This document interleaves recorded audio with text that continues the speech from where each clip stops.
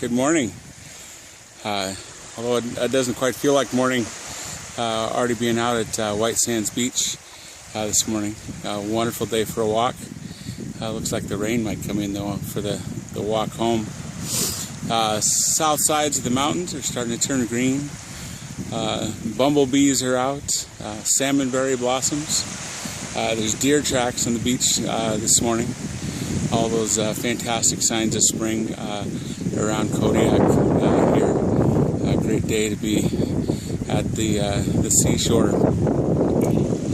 This past week on my way home, I walked by a friend's house I hadn't seen in a while, and he and I both have in common a spinal injury. We both suffered in the last decade, and one that had a big impact on our lives. And I've been very fortunate that I've recovered nearly all of my abilities, and only suffer that pain on occasion, and after overdoing it, not as chronically as he still suffers, and seeing his disability and his burden was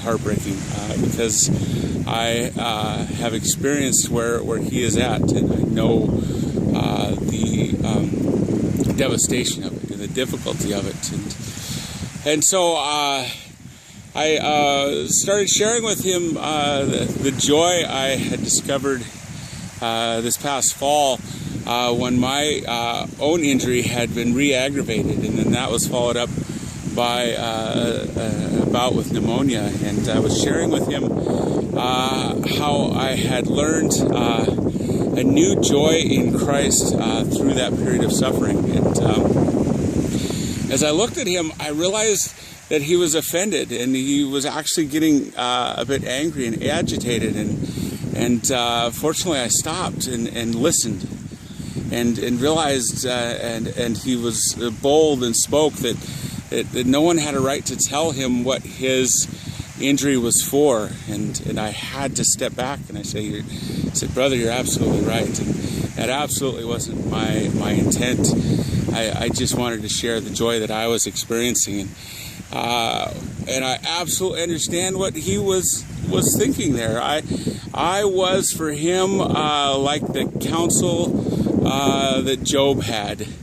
Those men who had come alongside and said, Job, this is happening in your life because of this.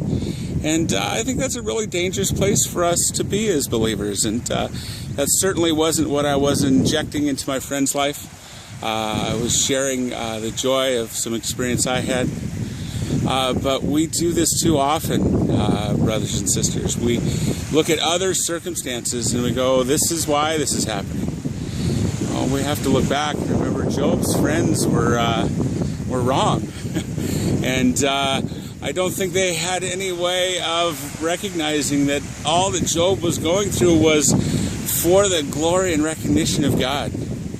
And so that mark, I don't think they would have been able to recognize. And so we will not always be able to recognize what a situation or a circumstance or a tragedy or a difficulty or a blessing is for. We do know that God has his best in mind for us. We do know that God has good things for us. Sometimes he works through difficult circumstances. Sometimes he works through blessings. He works in many, many ways. But I also saw this week, in the midst of tragedies, Christians applying this on a broader scale with the disaster in Nepal. I actually saw Christians expressing happiness at the downfall of these ancient temples and shrines, and yeah, yes, they are high places. They are expressions to false gods, but there is such grief and tragedy there. I think that expression is not due. I think the expression now is sympathy and care and love and bringing the truth of the hope of salvation in Christ. Absolutely. What an opportunity in the midst of hopelessness to share the truth of Christ's love. But we don't need to rejoice on the failure of others, to rejoice in or to say that God is rolling out his judgment on Nepal because of their pagan beliefs. To my American friends, if that is the case, we are long overdue.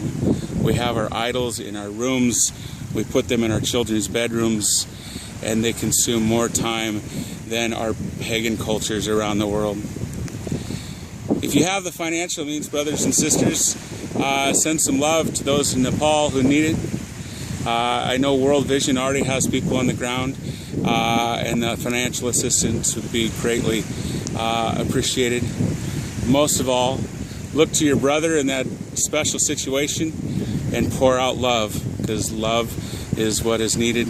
And trust that whatever the circumstance you're facing, God has your best interest in mind.